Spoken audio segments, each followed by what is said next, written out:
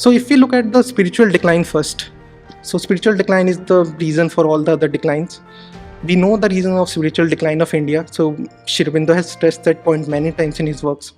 He said that India divorced spirituality from life under the influence of Mayavad and Buddhism, and that was the reason that India declined during the conventional age, and the zeal for life in India was exiled. India didn't people didn't do any adventurous work.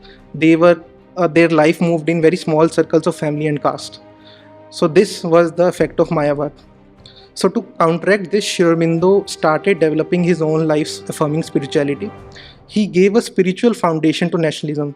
So what he did was he used universal Indian motifs, like he called Mother India as a goddess. He revealed Vande Mataram to be a mantra.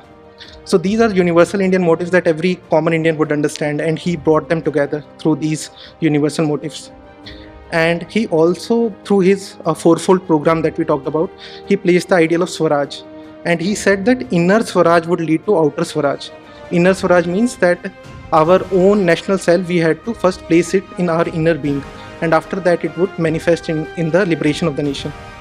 So Aurobindo had a lot of focus on this, countering this spiritual decline, and he used these methods to counter it.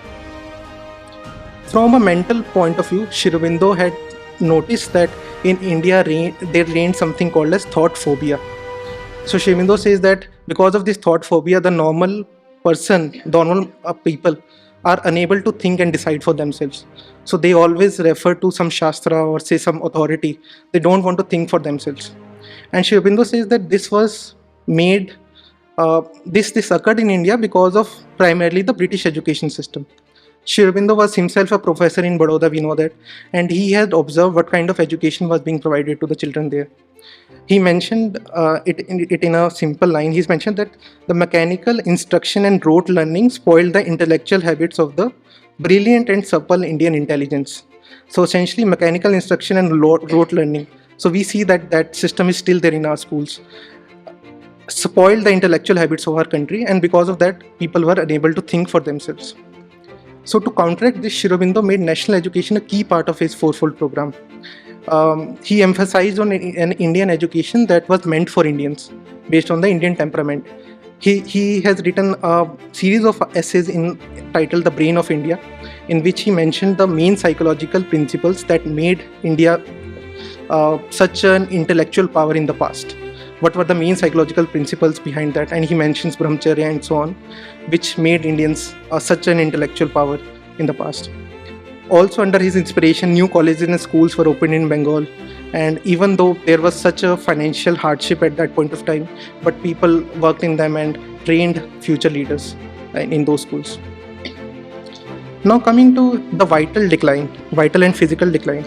So Aurobindo observed that Indian society was submerged in tamas or inertia. So if you read any topic, any article from Aurobindo in Vande Mataram or Karma Yogi, you will see that his main point has always been that Indian society has to come out of its tamas. So any Rajasic activity or any Sattvic activity would do, but India has to come out of tamas. And Aurobindo observed that Indians had acquired bourgeoisie habits due to British policies. So bourgeoisie habits, what do we mean by that? That Indians are in love with their comfort, so they are not ready to sacrifice for the nation. But in the past, Aurobindo mentioned that Indians had the example of Harishchandra, Dhruva, Prahlad, who went through enormous sufferings but didn't abandon their dharma. But now Indians are not able to sacrifice even their smallest comforts for the nation. And he said that that was a creation of the British education and policies. Also, Aurobindo noticed that this inertia manifested in the economic decline of India. So India was a world economic superpower before the British came.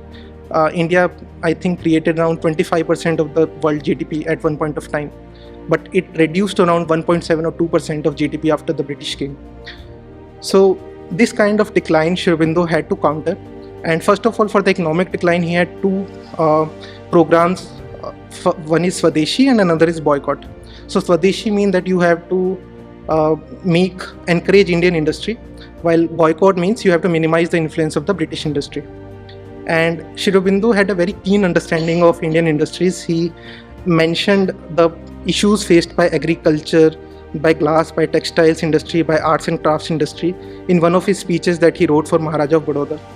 And if you read that essay, you will come to understand how detailed Sri Aurobindo's understanding was of Indian nation and what we need to do to revive the industry. And to counter the bourgeoisie habits, Sri Aurobindo had already, as we know, sent Bahrain and Jatin to Bengal, and he was organizing the revolution there. So he had, so these organizations generally met in gymnasiums or akhadas. So essentially, their physical culture training was provided to these youths, and they would meet there and discuss about lives of great people like Mazzini and Garibaldi, who led the Italian Revolution, and about Swami Vivekananda, or they read about Bhagavad Gita and discussed amongst themselves how they can manifest the philosophy of Bhagavad Gita in their life. So these kinds of actions Sri Aurobindo tried to re-energize India. We know that later leaders like Annie Besant, like Gandhiji, took Sri Aurobindo's fourfold program. They also introduced the same components like Swadeshi, boycott, Swaraj into their own into their own actions, but they introduced some key distortions as well to Sri Aurobindo's ideas, due to which India was not able to progress. And so I'll just try to end this discussion today with invocation from Mother that she made on 15th August 1947, and that displays the essence of Indian nationalism, because Sri Aurobindo always mentioned that India was not rising for herself but for the mankind. So I'll just read that invocation and I'll open the floor for any questions. So the Mother says in her invocation, "Our Mother, O soul of India, Mother who has never forsaken thy children even in the days of darkest depression, even when they turned away from thy voice, served other masters and denied thee. Now when they have arisen and the light is on thy face in this dawn of thy liberation, in this great hour we salute thee.